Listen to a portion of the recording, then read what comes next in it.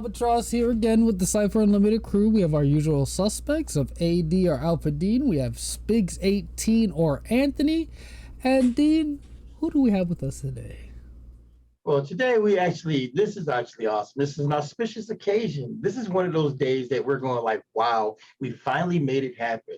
We have the ever elusive Latia Jacquise, the community relations person for Monte Cook Games. It is freaking awesome to finally have you on the show. Well, and I'm not even going to go into details. I mean, because you guys do know her from our streams and all the other stuff she does.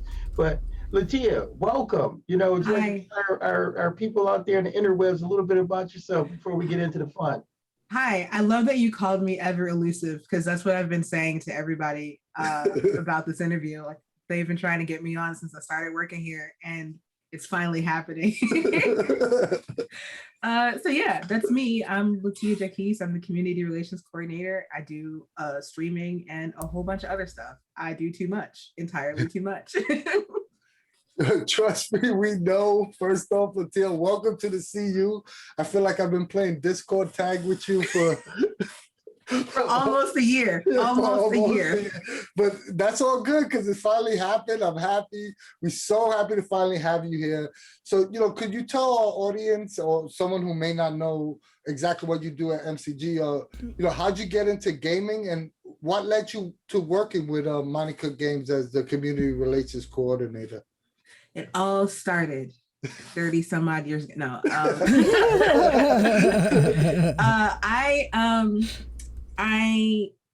D&D is the gateway drug to most people, for most people when it comes to TTRPGs. About 2017, 2018 or so, I started doing Adventures League at a comic book store. That led me to going to conventions. I went to a couple Gen Cons and I started running games at Gen Con. Then I started running games at Gamehole Con. Then the year before the pandemic hit, I was asked to become community manager for D&D Adventures League because I was so involved in that community. So I spent 2020 both in the house because of the pandemic, but as the community manager for organized play. And then in September or October of 2020, I saw the position open for community relations coordinator. And I was like, hey, I do most of that already. And so I applied and here I am. That's awesome.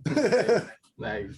And you see that, but that's a good lesson to teach people. You have to, put yourself out there, take a chance, and then you find a new job. Yeah, no, that's pretty much it. Because every time I would do something, people were like, oh, you're so good at this thing. And I'm like, okay, well, how can I do more of it? And that led me to running games as much as I did at conventions. And that caught the eye of the Adventures League crew. And they were like, you should, would you like to be a community manager? And I was like, heck yeah. So I got that whole year of experience that prepared me to come to Monte Cook Games. So it was really fun. So you started with 5e? No, actually, I started with 3.5. I got 1 or 2 3.5 games in and then got back into it in 4e right as 4e was ending. And then 5th edition came out and I've been in 5th edition pretty much ever since. I got to do an AD&D game a couple weeks ago for charity, which was really fun. That's where I made my bones at AD&D. I'm an old grognard. Dean's even older. Yeah, I'm the guy that started with that little white box and the pamphlets. Nice. I've only heard stories of 4E. I've never actually played it, but I've definitely heard a lot of stuff from these guys and various other people. Both positive and negative. In the Flintstone era, they were rolling dinosaur bones. Hey, I don't know if you guys know about Cave Master, but me and Jeff D, it's literally what we do. You get some rocks. You actually use rocks. You don't use dice. So. Wow. But yeah, so you did say, D&D is that gateway, and in respects to RPGs, but in your regard, it was also a gateway into just the industry in general. And your background is mostly D&D stuff, but now that you've played a lot more Cypher-related games, can you tell us what you most enjoy from the MCG line of games, and what's your favorite setting or game? Wow. I like, you're gonna have to ask me that question again because I have ADHD and I've just forgotten it. No biggie. So it was a long I can question. But yeah, you now that you've played a lot of like MCG stuff, what's your favorite game or setting essentially? Okay, we'll start there. So pause right there. My favorite, I think, so I've only played so far, I've only played like general Cypher. I've played some Numenera, and I've played I mean, it's all really Cypher, but I've played in Godforsaken, I've played in Numenera, I've played basic Cypher system, and I've played the Darkest House. I think my love of haunted houses and puzzly things like that makes me want to say that the Darkest House is my favorite thing that we've done so far. But I really do like, from someone with, you know, a primary background in D&D, how easy it is to jump into Cypher in general. Like, even though I've not played much, like I really like building characters. So building characters, like, and how kind of simple it is with the adjective, noun, and verbs is it's really fun. So I mean, I can kind of say all of it because I've also had the great pleasure of most of my games being run by Monty. So. It's definitely a plus. Yeah. But yeah, you basically answered the other part of the question, which was like, what do you enjoy most from like the MCG style of gaming, which was easy to make characters, easy to jump into. Like there's not much of a gateway there, and yeah, it's definitely true. That was really what drove me to play it more. Was like I could just let my imagination run wild here. Yeah. You brought up a great point about the sentence. You know, even a new player could just pick any random adjective, noun, their verbs, and it's gonna make sense. Yeah. Right.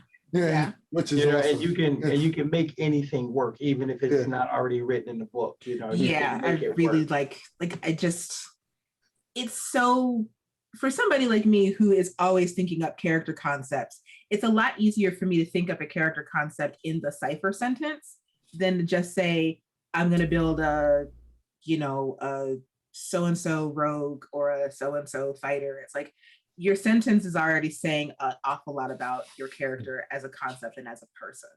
I really like that. Absolutely. I think it's funny that you even bring that up. Somebody put up the other day, a couple of days ago, Wonder Woman as a D&D character, and it was massive. It was like she was Asamar, and she was part monk, and she was part fighter, and it was like, oh, I'm going, wow, Cypher system, I could just say Wonder Woman is a divine warrior who meets out justice. You know,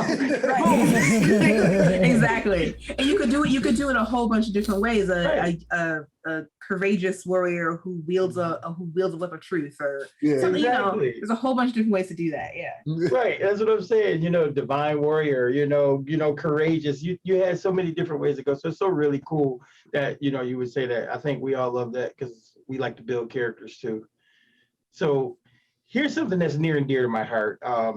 Something that basically was when I first started with MCG games, Cypher System, Numenera, it was the asset team. Can you speak to those of us who may not know what the asset team is? Tell us a little bit of what it's about. But other than that, are there any like changes or anything that you're going to implement with the asset team that, you could talk about to us or give us a preview? Sure. So the asset team, if you are unfamiliar, is basically like MCG's demo team. It's our powerhouse of like GMs and people who really love Cypher System who will run demos. It's, there's some combination of asset team and non-asset team members who are running games at our conventions, and basically just our core group of not just fans, but like people who spread the word of MCG to people who may not know about it. And I'm a little mad at myself that I'm not interacting with y'all as much as I want to, which is like my own thing. I like I said, I have ADHD and it manifests in extreme like introversion and scatterbrainedness. So a lot of the things that I want to do with the asset team, I haven't gotten a chance to really implement yet, but I want to be more in communication with y'all. I want to do a whole lot more promotions because as it seems that a whole subsection of us aren't going to be getting back out into the world real soon. I want to come up with some stuff that can still make the asset team useful, even though we're sitting at home and stuff like that. I have a suggestion. Yeah, what would that be? Let's do a mini MCG asset con online. Like a CypherCon? Yeah. We're it's on my list. It is legitimately on my list. Good. Hey, well, you already know. Like I said, I'm an old dog on the asset team. I've been with them ever since Sean used to be the community relations guy. So I'm all for it. I love the asset team. You know what it stands for. This is a perfect lead into the next question, because as the community relations coordinator, you have to engage with so many different communities and personalities like Dean and myself. So can you talk about what makes a good gaming community? And is it kind of like you're basically the face of the company now in terms of dealing with customers and fans? So how difficult is that? It's for me, it is both not difficult and extremely difficult. I love people and I love interacting with people. And for someone like me who is a bit of a perfectionist when it comes to that stuff, I don't feel completely equipped, and that's nobody's fault. But like, I'm one of those people who has to be like, oh, if I'm going to interface with the community, I need to know literally everything about the community and everything about what I am interfacing them for. So it's mostly me beating myself up that I don't know everything about Cypher System, and that's nobody's fault. Hey, we've been doing this for 3 years, and we don't know half the book. But what makes a good gaming community is people who accept, people who are openly welcoming, but at the same time can I cuss? Yeah. Yes. Okay. They take they take no bullshit. People who are willing to do for the good of the community, not just for the good of themselves, right? So people who are really quick to call out nonsense in communities and things like that, and people who are willing to like uplift to shelter newbies and welcome in people and stuff like that. So I think that's a hallmark of a really good gaming community. Well, welcome to Cypher Unlimited. No, y'all were so when I got into the server when I first started working here, everybody was just so nice, and I was just like, I am small and little. Yeah, and we were probably overwhelming because it was like Latia's first day. And I was like, hey, what's up? When you coming on the show? Because I'm very straightforward. And you remember your first office hours, I was there like, hey, Latia, Yeah. But I like that about Cypher Unlimited and the Cypher community as a whole. Y'all are very close knit. Yeah. Like for me to come in and see this server like 4,000 people strong with like new GM, asset team, places for every game, looking for game, and just general like community, that was really, really nice to see. But a lot of that has to do with MCG itself though. Because to be honest, when we had like 100 people on there, we had people from MCG joining like, hey, this is cool. How can we help? How can we promote you? Yep. Like, hey, can we come on your show? Matter of fact, the whole concept of a YouTube show came from MCG because Darcy Walsh was like, you need your own YouTube show. Darcy Walsh was the one that told us to get on YouTube, So it's actually it's the reverse. MCG kind of helped us build this community. And for some reason, people that follow Monte Cook Games, like just the fans themselves and the players, they're a different breed. There isn't any, I don't want to say that other systems have toxicity, but there is no addition warring or any of that other stuff that comes with it. That is true. And you're right, not to get on any like addition wars or to say that any other system is like worse or whatever, but I really don't see that. And as me, who watches the socials all day and has all the alerts for the various keywords, like I so rarely see people being like, oh, Cypher System is just the absolute worst. Like, I can't stand Cypher System. Numenera is, ugh. I don't see any of that. I see more people recommending Cypher System and Numenera and like, no, thank you, Evil to parents who need a game that they're trying to introduce to their kids. Like, I see more of that than any kind of negativity. I think because, you know, I don't know. I mean, I can't put a finger on it, but you know, you're saying all the right things. When you think about it, you look at Monte Cook, a guy who's been in this world, you know, more or less since its inception. You know, I mean, he goes all the way back to the AD&D games and, you know, his work and stuff like that. So you're looking at, you know, another iteration of it. And it's so cool that, you know, we can sit here and actually talk about it and see it, you know, manifest its fruition, you know, because the games themselves are open. And I think that's a part of it too, that the games themselves foster this ideology of, hey, do what you want. You know what? The rules are not here to constrain you. They're here to set you free. You know, and I think, you know, that's it. I was gonna say, that's a great point. Even in the text and the artwork is so inclusive. You know, when you look at the original Numenera, the artwork was so inclusive. You know, the way characters are described is so inclusive. So it kind of breeds that, like when someone reads the book, they'll say, hey, this is an accepting game, and it makes you more accepting within the community, because that's what the game's about. Yeah, I have a funny story about that actually. It wasn't Vertices, but it was the book that came out before that, and Voices of the Data Sphere. Yeah, Voices of the Data Sphere.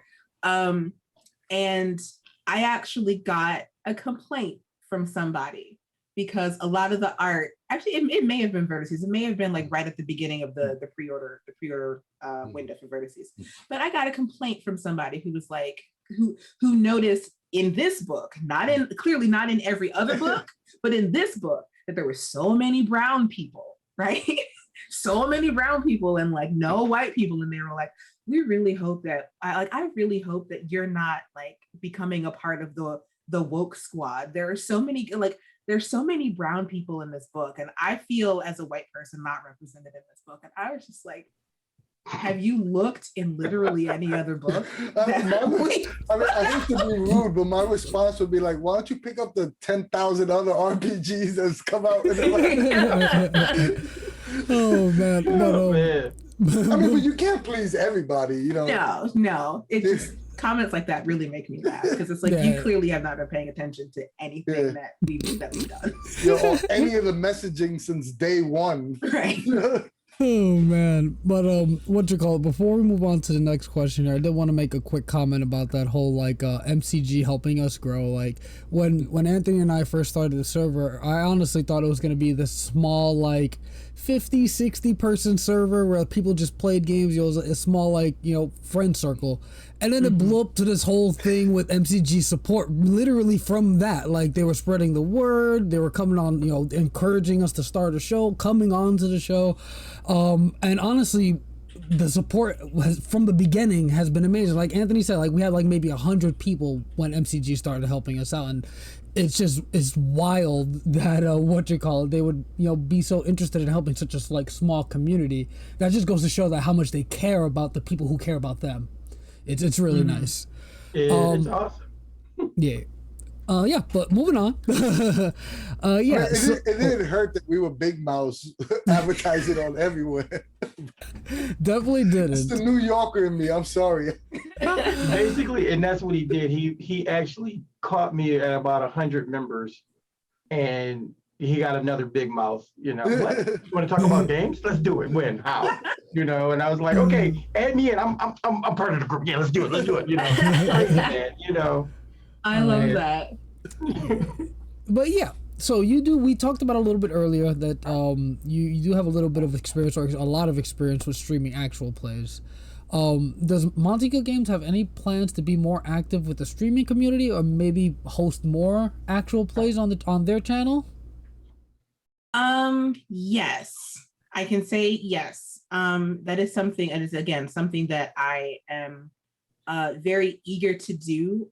In the interim, I will say I'm working on sort of like a spotlight program for the people who currently do stream MCG content, actual plays, et cetera, et cetera. I'm working on something like a spotlight program where we can give them a little bit more of a boost, a bit more support in some way, because there are a lot of actual plays and podcasts, especially for MCG content, that, you know, I was just kind of curious one day. I was like, on the MCG Twitter, like, yo, if you've got an MCG actual play podcast, whatever, let me know about it. And so I got a lot of answers. Yeah, and there's some really, really good ones. Mm-hmm. Yes. We've interviewed a few of them. They're really, really good.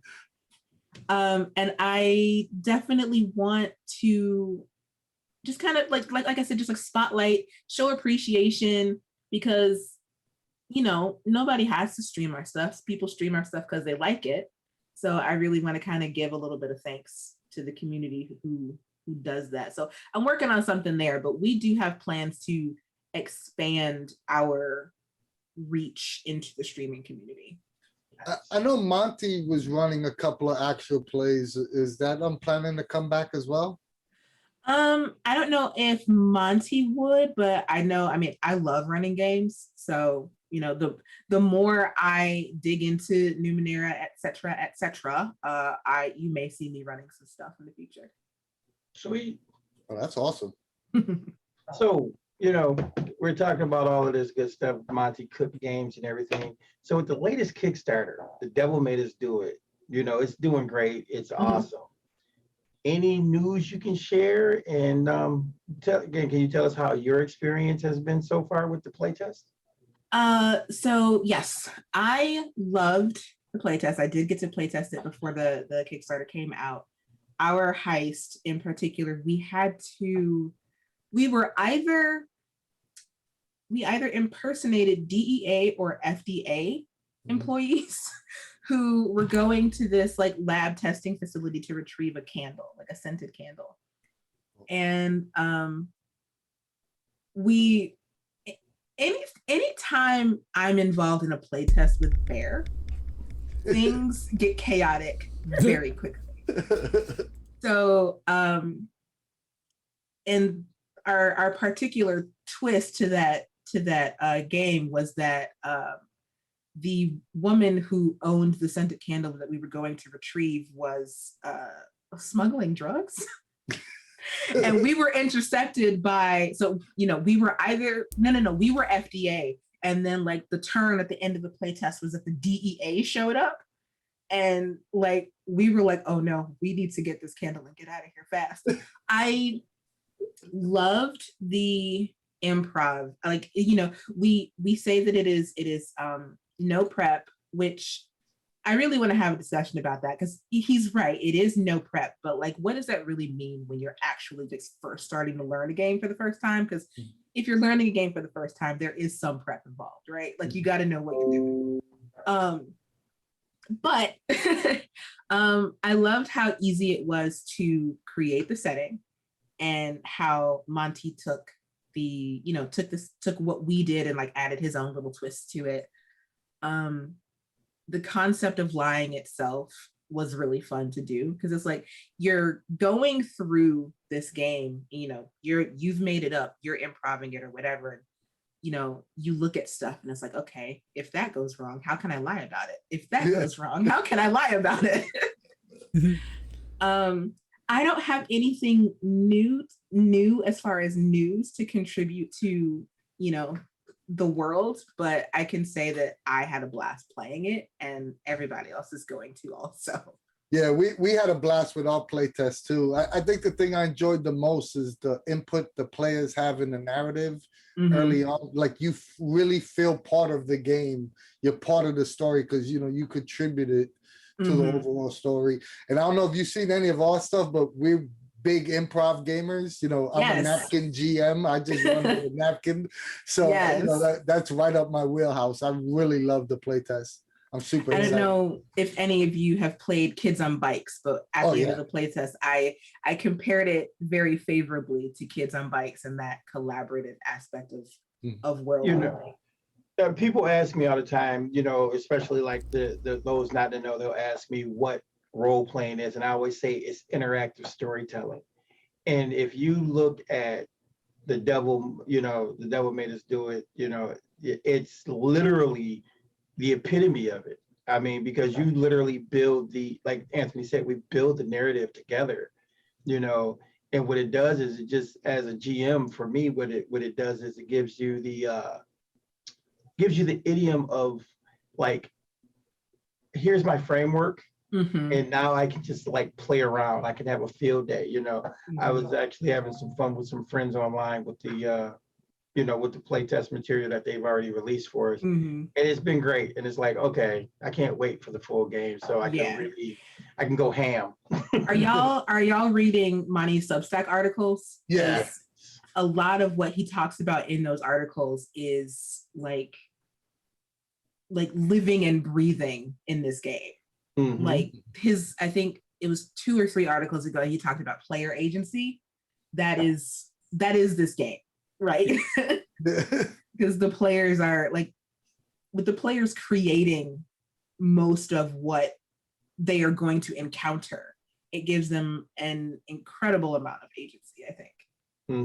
Do you find this is not one of our written questions, but do you find coming from D&D, when a player that's focused on like D20 based games, that they have a hard time grasping on the concept like Cypher or any of the indie games of having so much agency? Do you think that's like difficult for D&D players to grasp that concept at first? A little bit. I have noticed a while ago, I got to run The Darkest House for a stream. And there is a big difference in the way that I realized I run D&D and I ran The Darkest House. Like, I describe things, and D&D gives you the box text where they tell you everything, and like they even tell you that without going over to sniff the candle, that the candle smells like burnt wax and cinnamon. Yeah.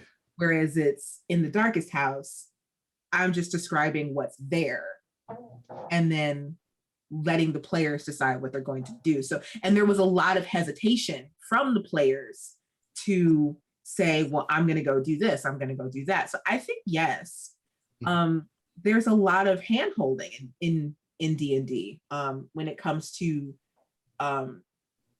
like descriptions and things like that. And I've tried to cut back on that when I run. But yeah, I think that there is it's a little different. Yeah. Yeah, it's not hard to get used to. It's just different. Like I think you described it the best. Yeah, it's like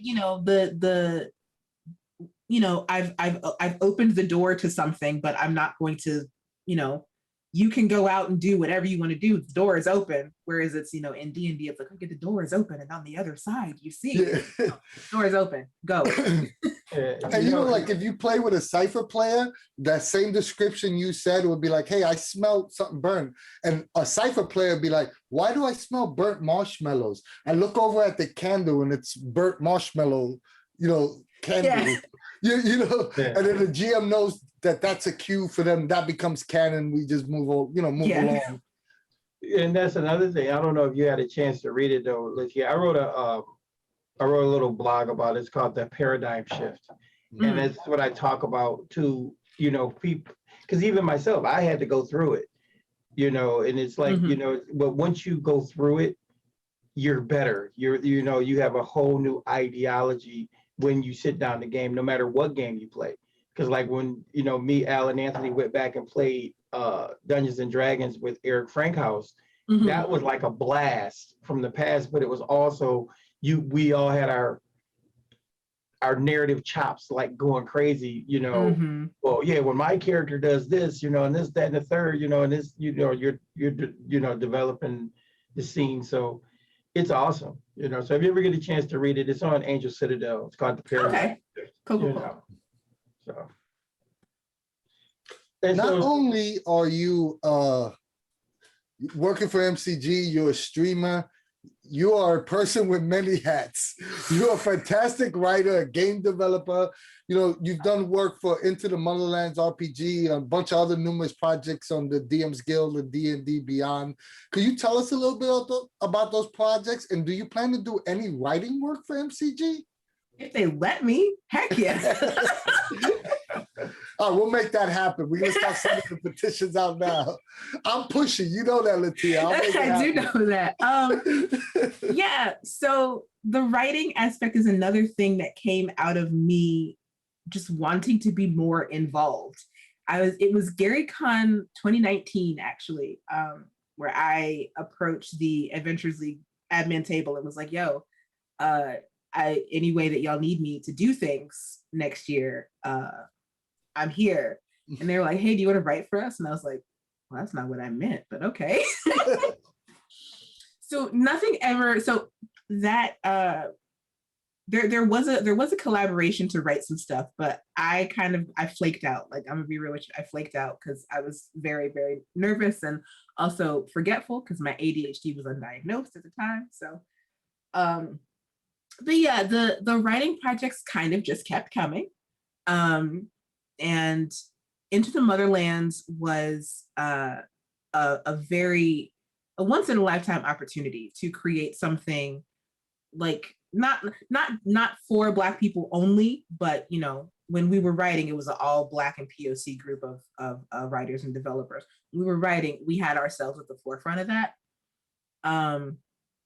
And it was a very fun opportunity to write and create something that was ours, that was just kind of, you know, for the culture, hashtag for the culture. That was very fun while I was a part of that team. I'm no longer a part of that team. Like, you know, the Kickstarter has happened and everything. I was not a part of the Kickstarter, but still very grateful for that opportunity.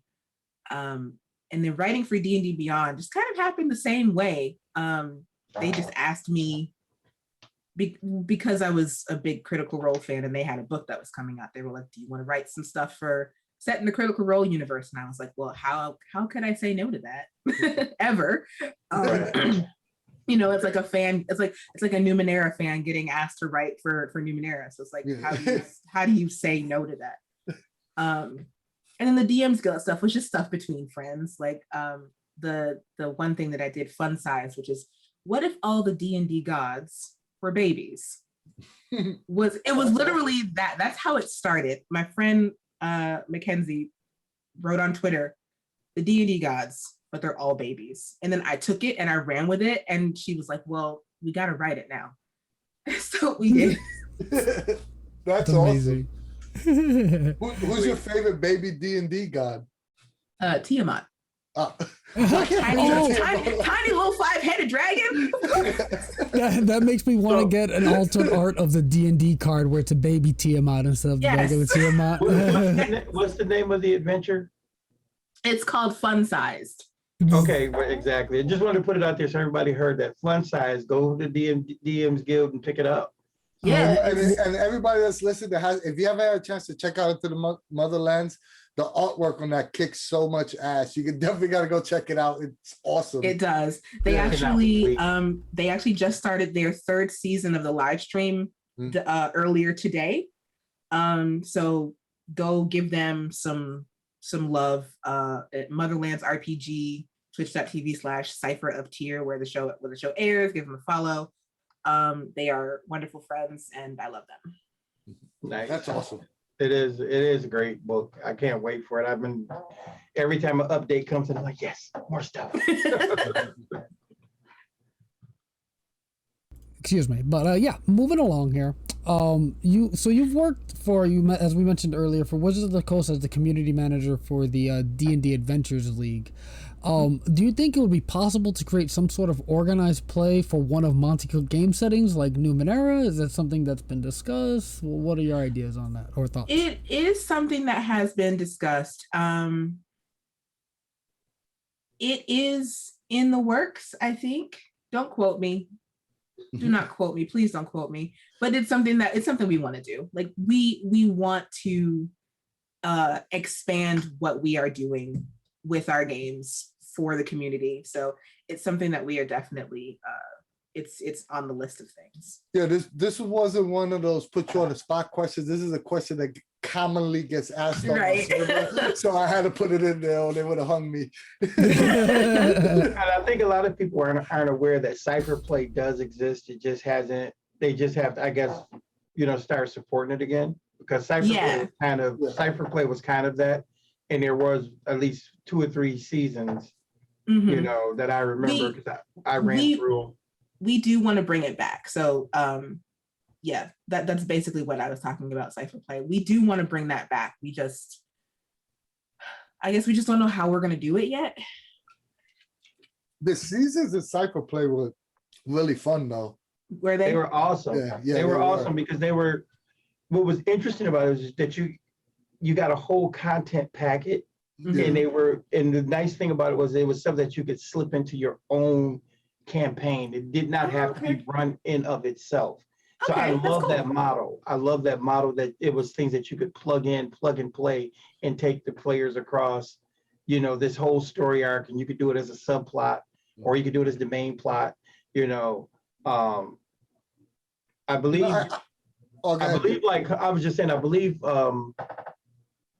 was it Spire the Haunting Sound? I think that came from one of the Cypher plays. Yeah, and the first fantasy came from the Cypher Play. Yep, that too. Yeah, the first fantasy, like the first time we saw a Cypher system running fantasy was through Cypher Play.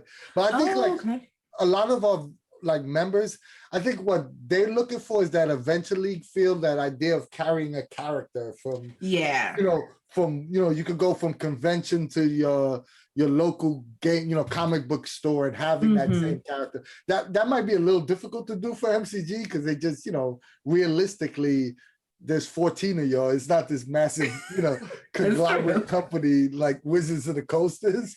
Right. But I think that's the, they want that feel. I don't know how feel of it, yeah, which would be kind of difficult, but it's always something that I never know where the ideas come from or how they're going to form in my mind. So one day I may have a light bulb about this, and if I remember to write it down, we'll see where that goes.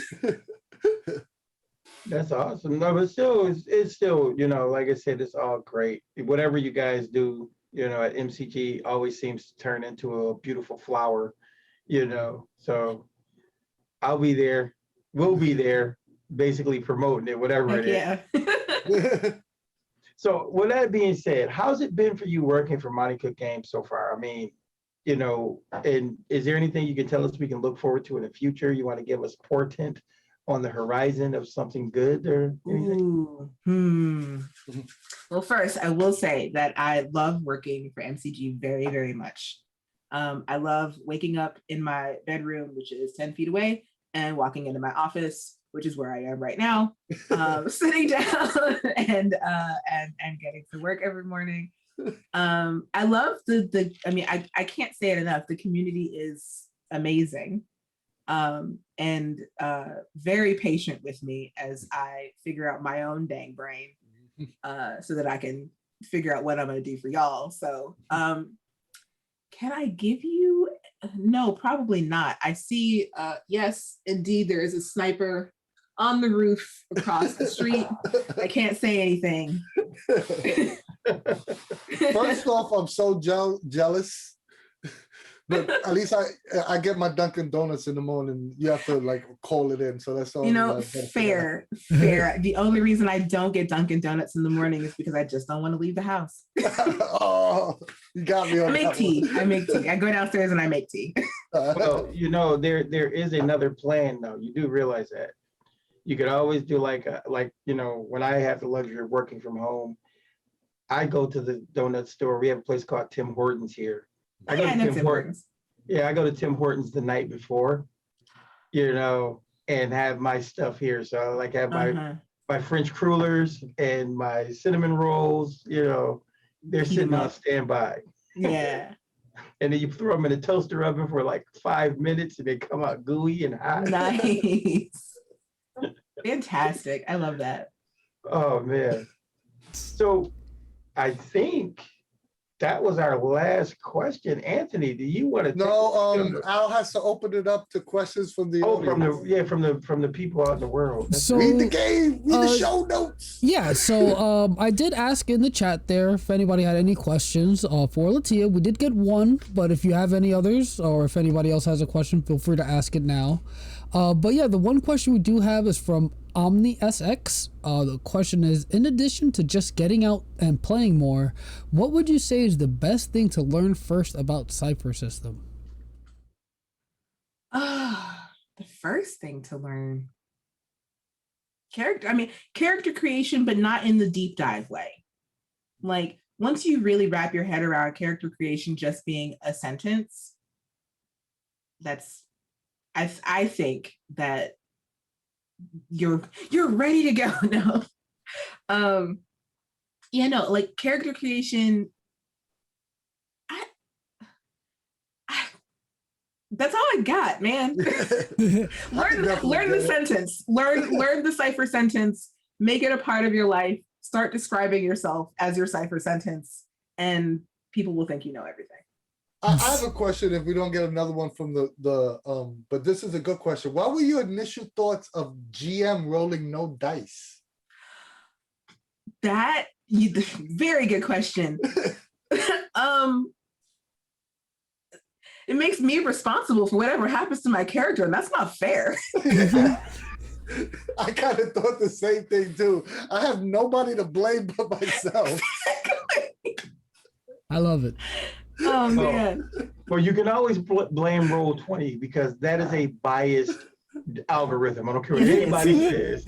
Hold on, I saw a screen cap of somebody who was playing on Roll20 today. They were rolling 8d6, probably for Fireball or something, and they got like 6 ones. Yeah, exactly. And I was just like, I'm so sorry that Roll20 is not your friend. Roll20 is no one's friend. Roll20 is not his friend. I cannot do Roll20. If I play with Roll20, I'm telling you, I'm rolling ones and threes all night long. And then Anthony's just the opposite. He can't roll real dice, but on Roll20 at the critical moment, and the last game I ran him on Roll20, Anthony rolled like 4 20s in a row. Yeah. At the most critical moment in the game. OmniSX, I like that advice, but I'm totally scared of no DM roles. As a DM though, it's or free. GM, it's very liberating. Absolutely. Yeah, I haven't gotten to sit on the other side of that yet, so I can't say like as a GM how I feel about it, because I like rolling dice anyway. Yeah. But yeah, I can't say how I feel about it on the side of the GM, but you know, it's a lot of pressure. It opens you up as a GM to not worry about like not having to think about that. It's less, it's like taking less brain space, if that makes any sense. So you could think of like what's going on 5 seconds, in the future of the scene. So it actually helps you out as a GM, especially an improv GM, when you don't have to worry about damage. You don't have to worry about, like all the additional die rolling. And I personally think it helps me out. I think it also adds another layer to you as a GM as well, because the beautiful thing about when players do roll ones, GM intrusions come into play, that whole concept changes your thought process when a player rolls a 1.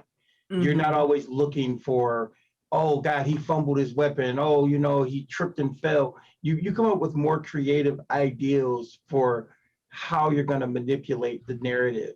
And it makes it cool. And I think it broadens your perspective and horizons as a GM. Al, I think we got one more question that just came in the chat. Yep. So one more question here.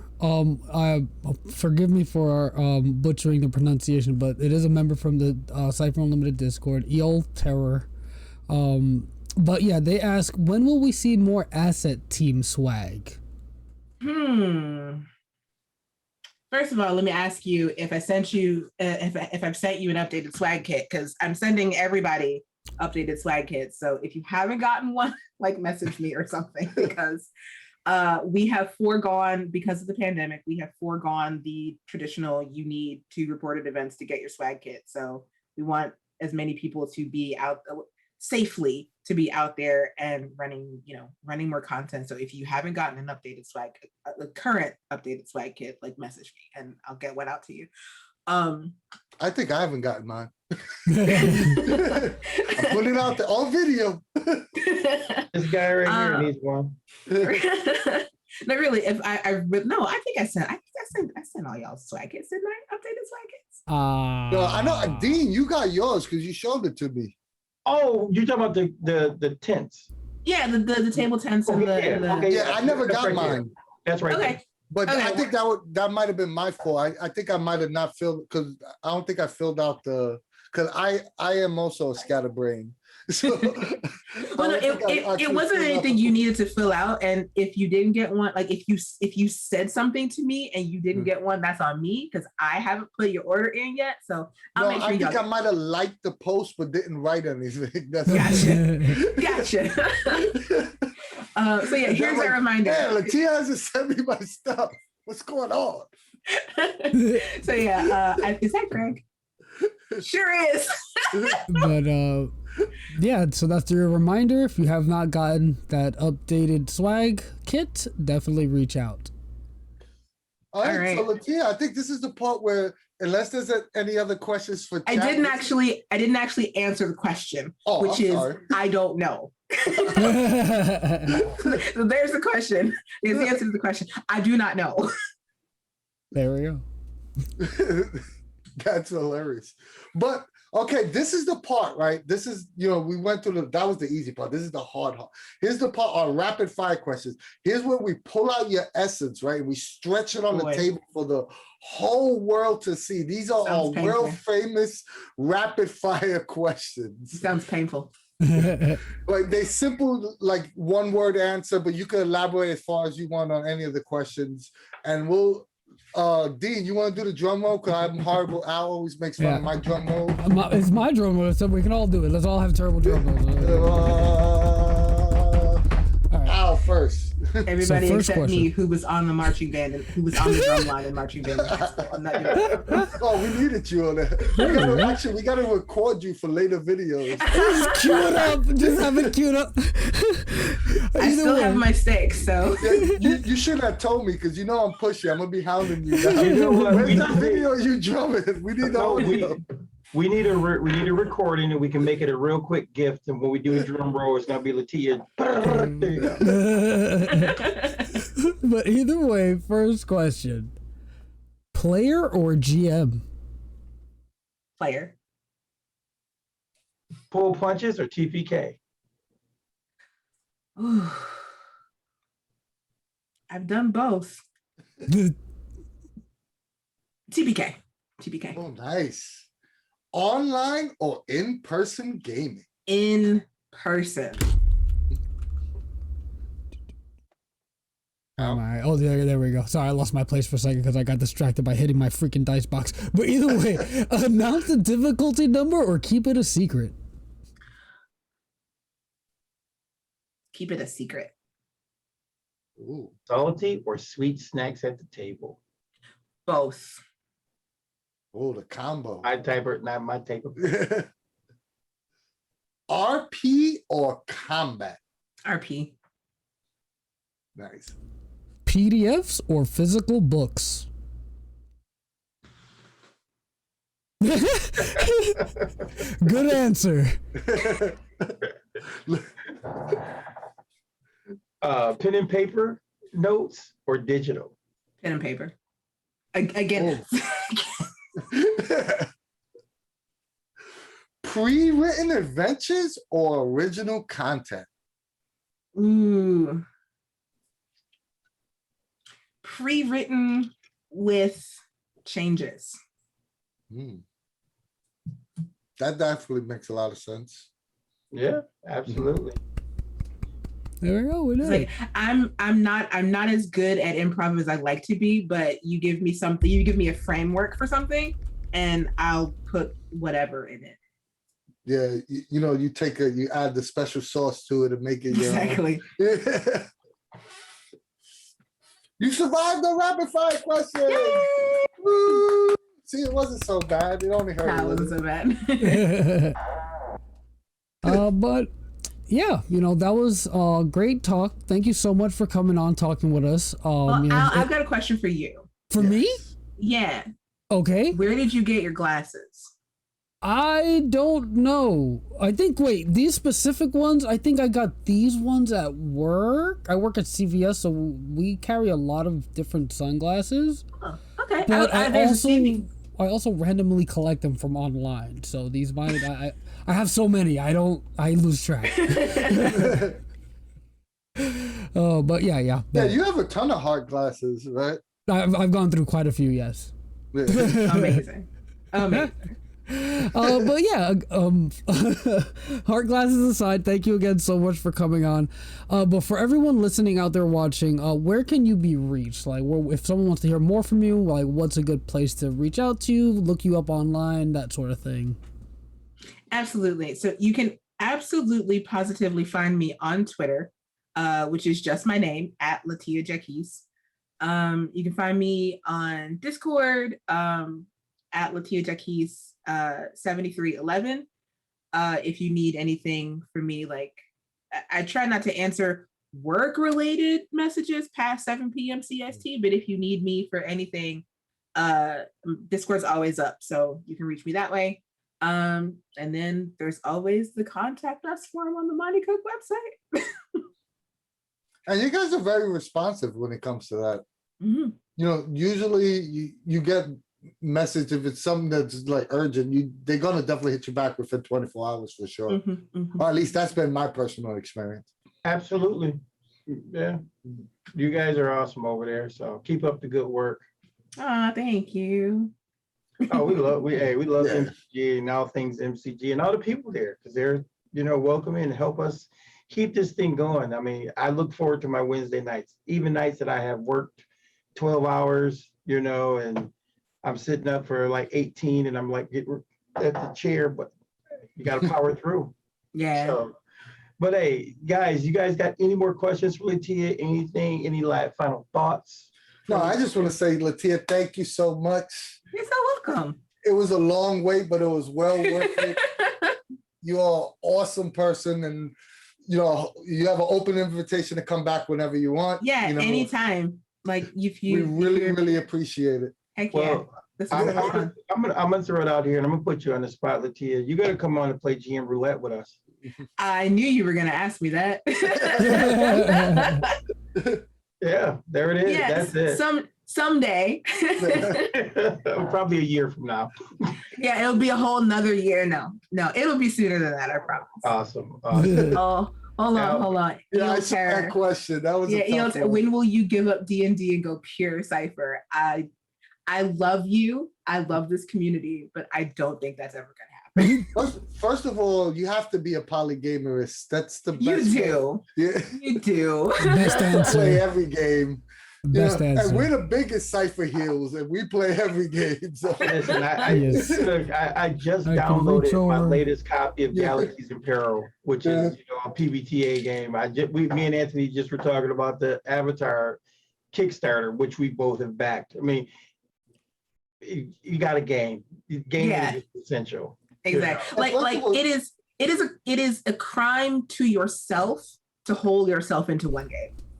It is like if you like you can play what you want, please, but it really is, you are depriving yourself of so much happiness and so much joy if you are not playing all the games you can get your hands on. And also, I think you appreciate your favorite game more when you cheat on them and go and play other games. Because when you play other games, this is fun. Now, how would I incorporate this into Cypher system? That's exactly what I was about to say. You go to another system, and the way that stories are told or the way that certain things are resolved, you're like, exactly. Adelaide says playing other games gives you ideas to use in the other games. That's exactly it. Yeah, I mean, it really is true. I mean, there's just certain things that make sense, and like I said, I started that there. I was in there as a compliment was paid to me. They told me I was there when the rules were written. So the point is, that is the whole point. D&D will always be a love affair. I've got all my books, from my white pamphlets to my AD&D books to fourth edition, which I couldn't stand, to, and so on. All my fifth edition stuff, still buying fifth edition books. Just bought the Candlekeep Mysteries, and so that's like how you do it. Just keep going, Absolutely. So only thing I have as a final thought before I let Al and Anthony take us out of here is, once again, as Anthony said, thank you for coming. We really enjoyed having this interview. There was a long time coming, but well worth the wait. Cannot wait to get on those office hours and talk about asset team stuff, because like I said, I'm a huge purveyor of asset team. Can't wait to start, running some more games, and just waiting for the world to open back up for me, Yeah. Well, we will have another office hours very soon. It's weird. I will say one thing, like, I've never worked from home before, but like the level of freedom that I have is both really, really good and really, really terrifying, because there's nothing, and if anybody that I work with is watching this, like, it's the truth. There's nothing stopping me from like leaving my office and going to take a nap. There's nothing stopping me from doing that. We make our own hours for the most part, and I keep my hours. But really, there's nothing stopping me from just like going to take a nap, and that's terrifying because I could just do it. You see, me, I can't do it because I know I'll be in my underwears and flip flops all day long. Like, I couldn't do Zoom calls only for like the neck up. Yeah, y'all don't want me to stand up right now. Anyway, on that note. I love working from home when I can, so I don't care. No, I love my job, and nothing stops me from coming to work aside from being sick. Like, I'm never gonna wake up and be like, no, just not today.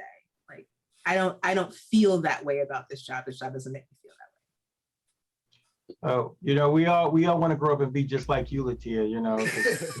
I'm just trying to tell you, I want to start waking up and doing nothing but game design and Cypher Unlimited. That's what I'm working for. It's a great goal. I'm sorry. I'm just saying it's a great goal. Yeah, that's one we all want. But speaking of Cypher Unlimited, if you like us and you like what we do, go to our YouTube channel and like, share, and subscribe there. We're really trying to get our viewers up there. Or give us a follow here on Twitch. We really appreciate it.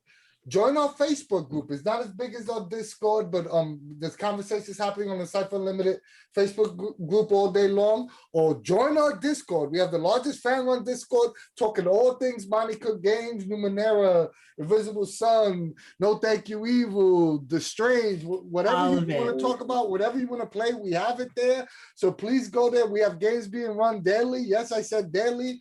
And you could talk to all four of us there if you want. Just send us an ad and we'll happily talk to you. If you want to learn, want to play with one of us, just hit us up. Or go to our online store and pick up some of this cool Cypher Unlimited merch. You'll be look at Dean looking all gorgeous. Get a CU shirt. Last but not least, give us a little donation on Ko-fi. Our videos will always be free, but it helps us out with little things like Zoom costs. Last but not least, we love you guys. Love you. Bye, everybody. Yeah. Thank you guys so much for coming on. Thank you again, Latia. We love every one of y'all so much. And we love you we love you guys at MCG. Thank you so much. And as usual, from us at the CU, we will see you later.